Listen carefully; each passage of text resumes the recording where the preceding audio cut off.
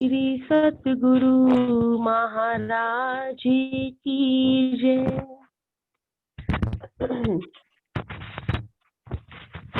तुमको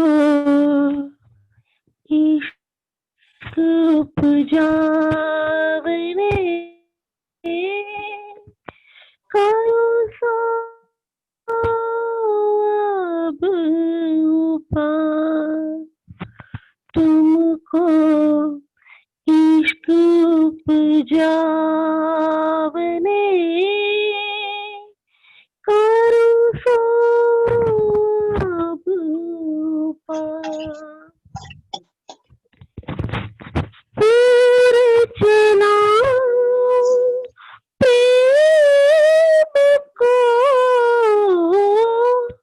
पूरे चलाओ प्रेम को, जो याही में चाक छका। ओ तुमको इश्क उपजावने करो सब उपाय।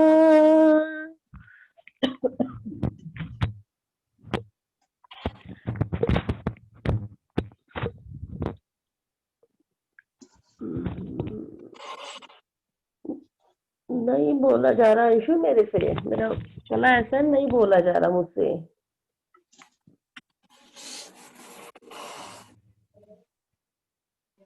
चलो कोई बात।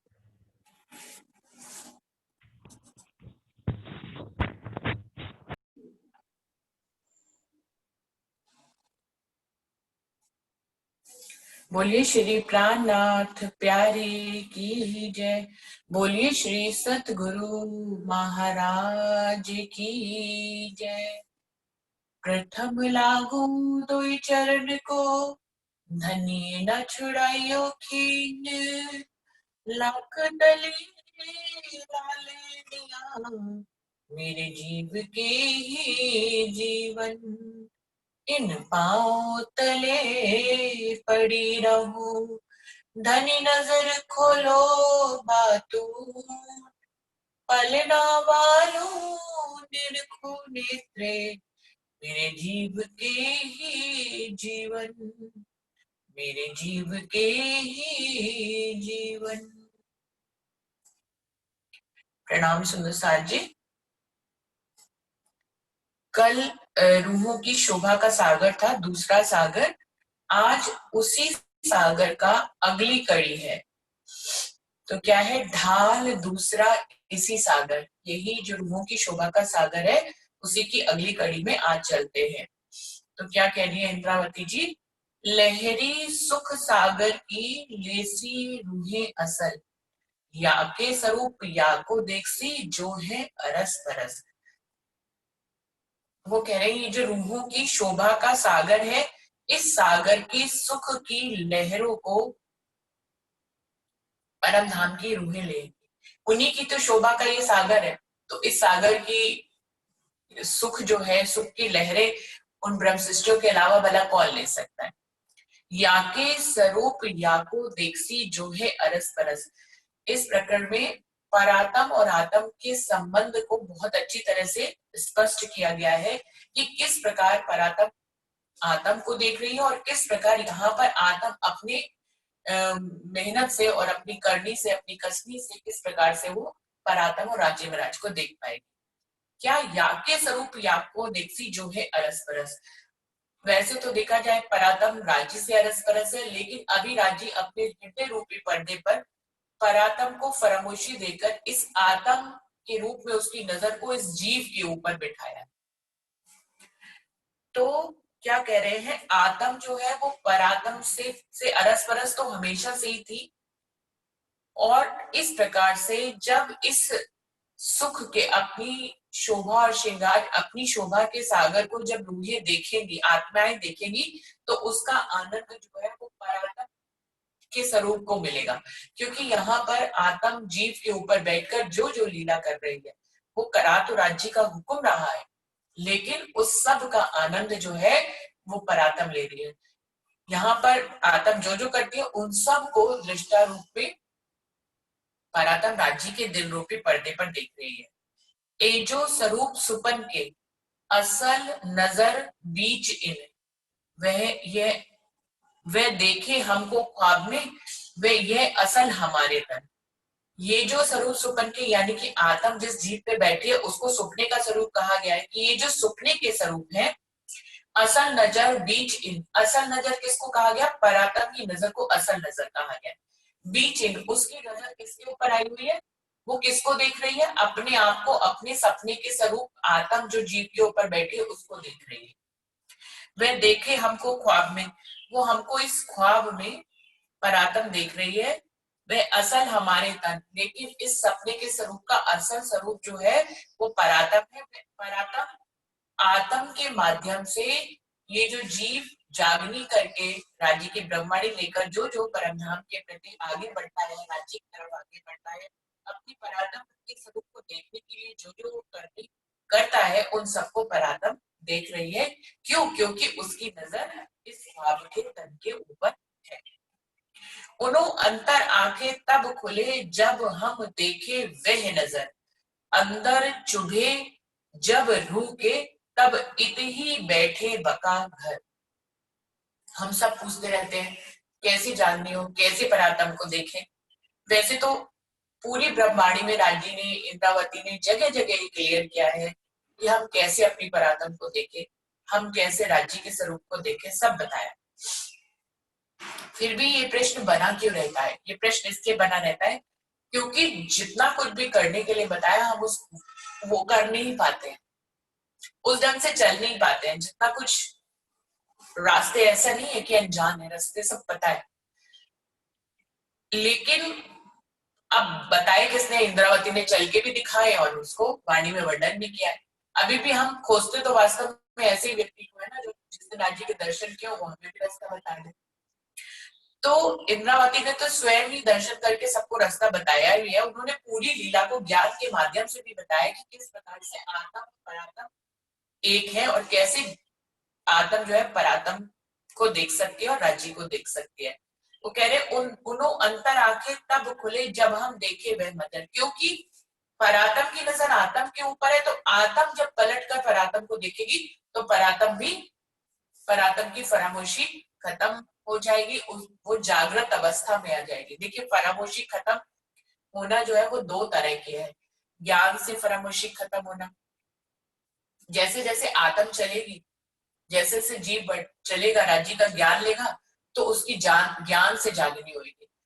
अब उसके ऊपर आत्म बैठी और उस आत्म को देख रही है परात्म, तो परात्म की भी ज्ञान से जागृति हो गई। फरामोशी, मूल फरामोशी जो है वो तो वायरस के कारण एक साथ ही खत्म होती है, सारी एक साथ परात्म जागृत हो जाए। लेकिन फरामोशी टलने के कई स्टेजेस होते हैं। सबसे पहले मेरे अनुसार अगर मैं अपनी बात करूं तो ज्ञान से फरामोशी हटती है। सबसे पहले जागृति जो है वो ज्ञान से आती है।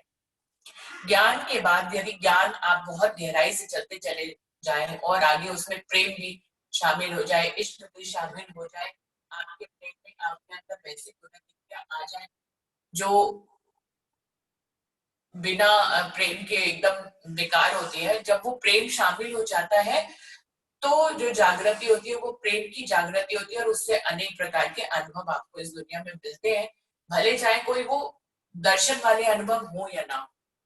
अधिकतर हम सबकी चाहना जीव की क्या रहती है कि हम सब बहुत सारे सीरियल्स देखते हैं इस दुनिया में, उन सब में दर्शन पता कैसे दिखता है, ऐसे ऐसे किया, मतलब तपस्या करी और उनके भगवान प्रकट हुए और उन्होंने कहा तथास्तु भाई, जो आपको चाहना है वो आपकी पूरी हो जाए।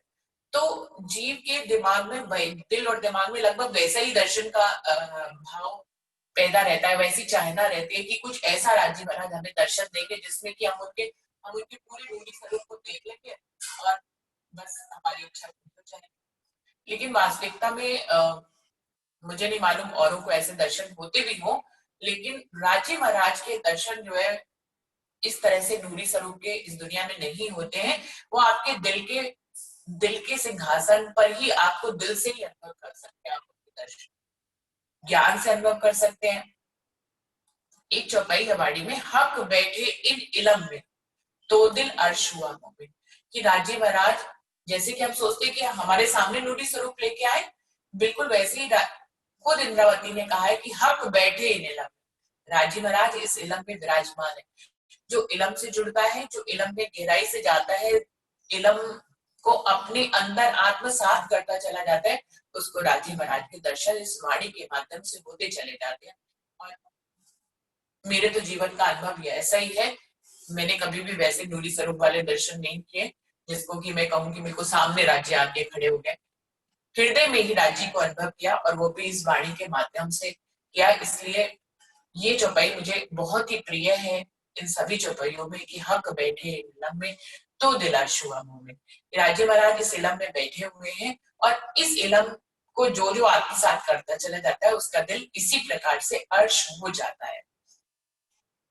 तो क्या कह रहे हैं कि उन अंतर आंखें तब खुले जब हम देखे वह नजर। मूल फरामोशी में परातम हमारी है और जब आत्म को की आत्म जागृति धीरे धीरे होती है तो उसी प्रकार से मूल परातम की भी जागृति होती चली जाती है। तो उनकी भी आंखें तब खुलती है जब हम देखे वह नजर।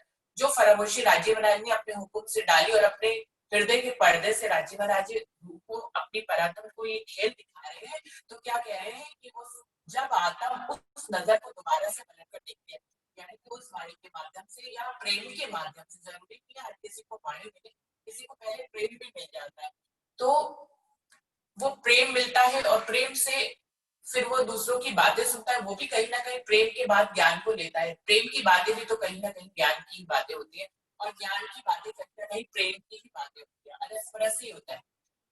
तो जब आत्म जागृति होगी तो परातम की नजर से भी फरामोशी धीरे धीरे हटेगी, मूल फरामोशी एक साथ हटेगी, लेकिन थोड़ी थोड़ी अपनी परातम की फरामोशी को हटाना राजी ने यहाँ पर ये हिकमत कर रखी है।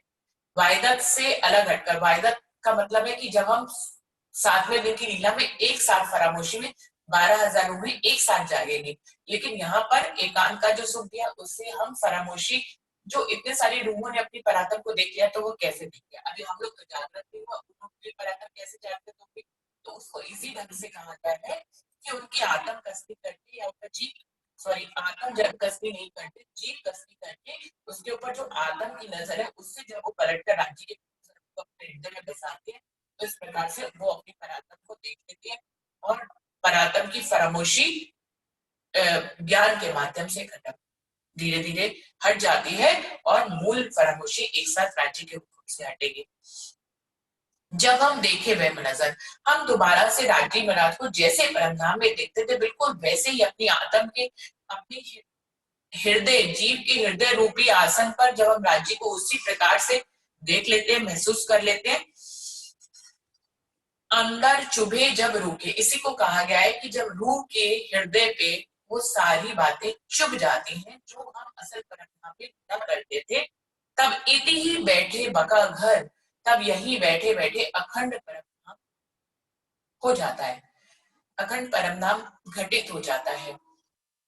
जब रूह आत्म जो है उन्हीं लीलाओं में रमण करने लग जाती है अपने हृदय में जाकर, तो हृदय में परमधाम आ गया ना, राज्य का स्वरूप आ गया तो राज्य का परमधाम भी आ गया। तो इस प्रकार से तब इत ही बैठे बकागर, यहाँ बैठे बैठे परमधाम, और तब आत्म परमधाम में होती है तो परात्म भी परमधाम में होती है और राज्य तो परमधाम में है ही है। तो यही बैठे बैठे परमधाम घटित हो जाता है रूह के हृदय पर। सूरत उन्हों की हम में ए जुदे जुदे हुए जो हम, ए जो बातें करें हम सुपन में, सो करावत हक इलम।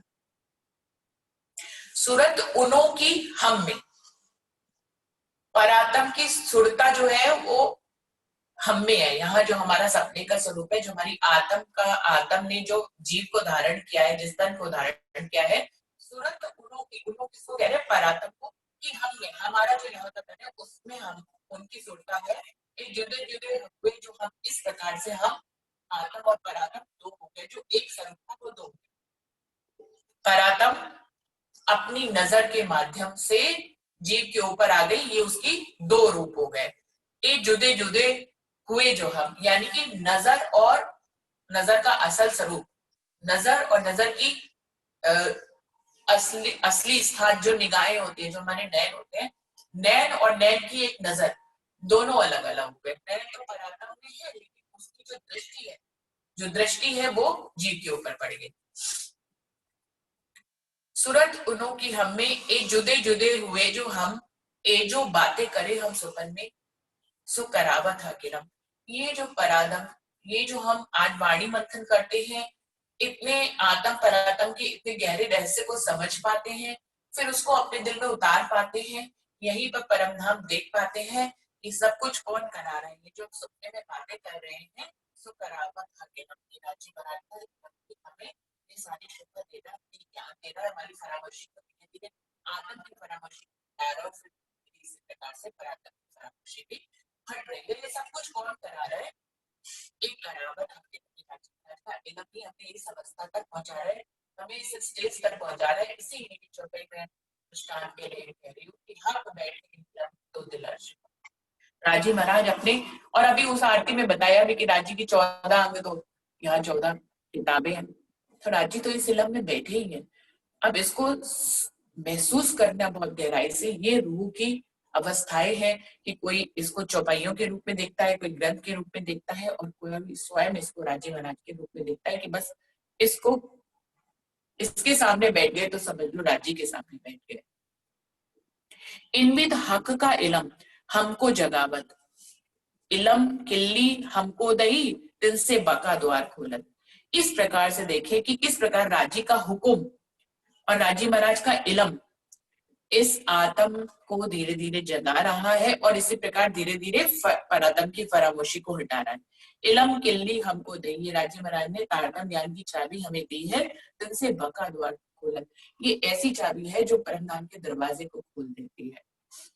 तो किस प्रकार आपके हृदय में परम धाम आ जाता है, आपके हृदय में राजी आ जाते हैं, आपके हृदय में आपकी परातम का स्वरूप आ जाता है, और इसी प्रकार उलट होकर आपकी परातम के हृदय में भी जो फरामोशी चल रही है, उसमें भी राजी, जो राजी को भूल गई है, देख नहीं पा रही है, जब रूह आत्म राजी को देखती है तो परातम भी राजी को देखने लग जाती है। जब आत्म इलम से राजी के स्वरूप को पूर्ण बैठाती है, वैसे ही परातम भी इलम से राजी के स्वरूप को बिठा लेती है। बीच असल तन और सुपने पट नींदे का था, सो नींद उड़ाए सुपना रखा, ये देखो क्या हक का। वो कह रहे हैं असल तन और सुपने के तन में किस चीज का पर्दा है? नींद का पर्दा है। ये तो हम यहाँ के एग्जाम्पल से भी समझ सकते हैं कि हमारा जो शरीर बिस्तर पे सोया होता है और जो शरीर सपना देख रहा होता है, उनके बीच में क्या होता है? नींद ही तो होती है, जो नींद आई हुई होती है। तो वैसे ही परातम और आत्म के बीच में जो पर्दा है वो नींद का है। नींद खत्म हुई, जैसे ही सपना खत्म होता है, नींद खत्म होती है, तो जो हमारा सपने वाला स्वरूप है वो किसमें समा जाता है?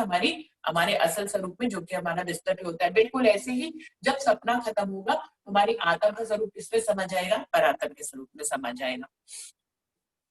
तो कह रहे असल तन और सुपने के तन में नींद का ही पर्दा है, सो नींद उड़ाए सुपना रखा, ये देखो क्या हक्का। हर बार तो ऐसा ही होता है। यहाँ के एग्जाम्पल से भी समझे कि जब सपना, नींद खत्म होती है, तो जो नींद का स्वरूप, नींद में जो स्वरूप बना होता है वो असल स्वरूप में समा जाता है। लेकिन इस बार राजी महाराज ने अपने इलम से, अपने हुक्म से ऐसी हिकमत कर रखी है कि हमारी आत्म के स्वरूप की नींद, सपने को उड़ा दिया, यानी कि उसको जागृत अवस्था में धीरे धीरे ले आया है, उनको धीरे धीरे जगा रहे हैं, और वो जाग रही है।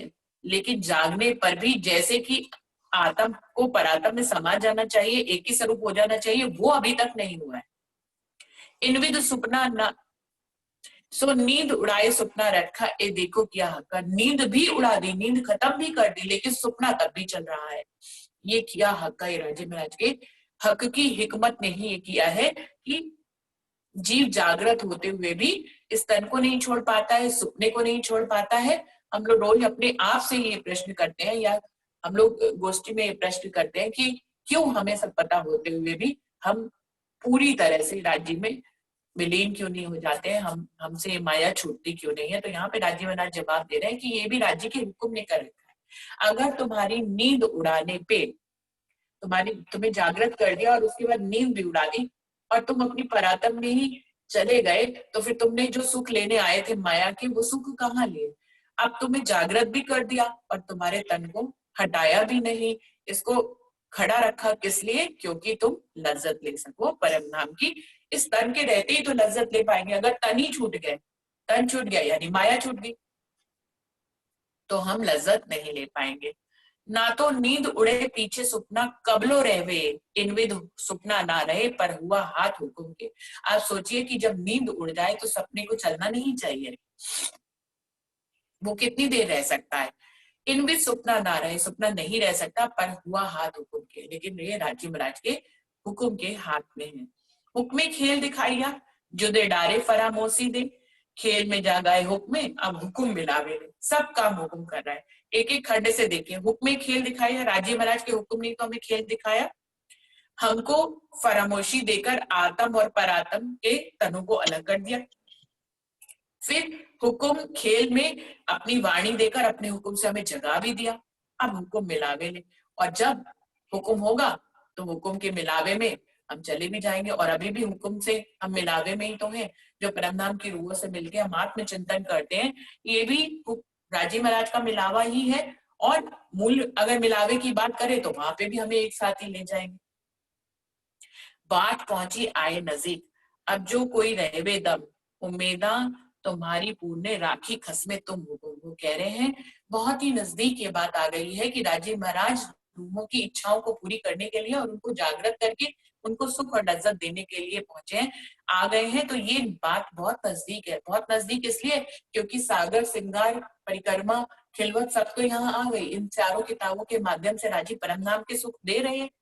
तो नजदीकी तो है, दूरी कहाँ है? जो इन ग्रंथों के साथ लग जाएगा, आत्मसात कर लेगा, राज्य के स्वरूप को अपने दिल में बिठा लेगा, तो नजदीकी है। और जो ये पास में होते हुए भी नहीं कर रहा है, उसके लिए बहुत दूर है। सो बात पहुंची आए नजदीक, अब जो कोई रहवे दम, यहाँ पर जो आपकी एक भी सांस यहाँ पर है, उम्मीदा तुम्हारी पूर्ण है, तुम्हारी इच्छाओं को पूर्ण करने के लिए ही राखी खसमे तुम हुक्म, राजी महाराज ने तुम्हें हुक्म से इस तन में रखा हुआ है। जो रूहें अरस अजीम की, सो मिलियो लेकर प्यार, ए बानी देख फजर की, सब हो जो होशियार खबरदार। वो कह रहे हैं परमधाम की रूहें जो भी है, सो मिलियो लेकर प्यार, बड़े प्यार से इस वाणी को, राज्य का स्वरूप ही ले लेना अपने हृदय में और बड़े प्यार से इससे मिलना, जैसे कि अपने प्रीतम से मिलते हैं। ए बानी देख फजर की, ये जगाने वाली वाणी है, ये जगाने वाली वाणी है। ये राजी महाराज इस इलम में बैठे हुए हैं। ये फजर की बाणी है और इससे आप खबरदार हो जाओ। अब फरामोशी क्यों रहे जब खोलिया बका द्वार,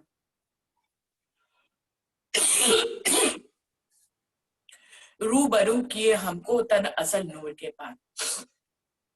सोचिए जब स्वयं राजी अपने हुक्म से, अपने प्रेम से और अपने इलम से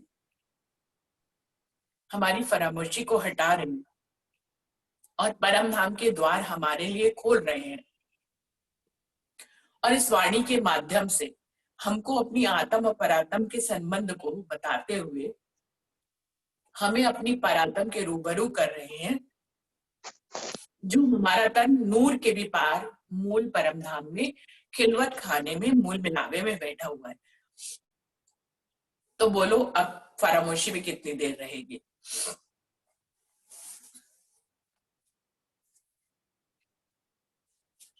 बैठी थी डर जिनके, सब हिलमिल एक हुए, हुकुम हक के कॉल पर उलट तुमको जगावे सोए। वो कह रहे हैं अभी पिछले इसके इसी सागर के पहले खंड में उन्होंने बताया कि हम सब कैसे हिल मिल के बैठी हुई थी, जुड़ जुड़ के बैठी थी कि कहीं हम जुदा ना हो जाएं। लेकिन देखो राजी महाराज हंस रहे थे उस प्रकरण की आखिरी चौपाई में कि देखो देखिए कैसे ऐसे हिलमिल के रहेंगी। तो क्या कह रहे हैं कि जिस डर से हम हिलमिल के बैठी हुई थी, आज हम सब जुदा हो गई और अब राजी महाराज अपने हुक्म के माध्यम से अपने वादे को पूरे करते हुए इस वाणी के माध्यम से हमको जगा रहे हैं। ना तो सुपन के स्वरूप, सो तो खेले को खींचत, वरना ये जो सपने के स्वरूप है, ये जो हमारा तन है जीव का, ये जन्म जन्मांतरों से हमें खेल की तरफ ही, इसके अंदर सारी गुणंगिंद्रियां ऐसी है कि इसको यदि पलटाए ना तो ये हमें खेल की तरफ ही खींचता है। सो हुक्म तुम्हें सुपना हक को मिलावत। लेकिन राजी महाराज का हुक्म हमें इस सपने के तन से हटाकर हमें राजी महाराज से मिलवा रहा है। तो ये राजी महाराज की हिकमत ही कर पा रही है।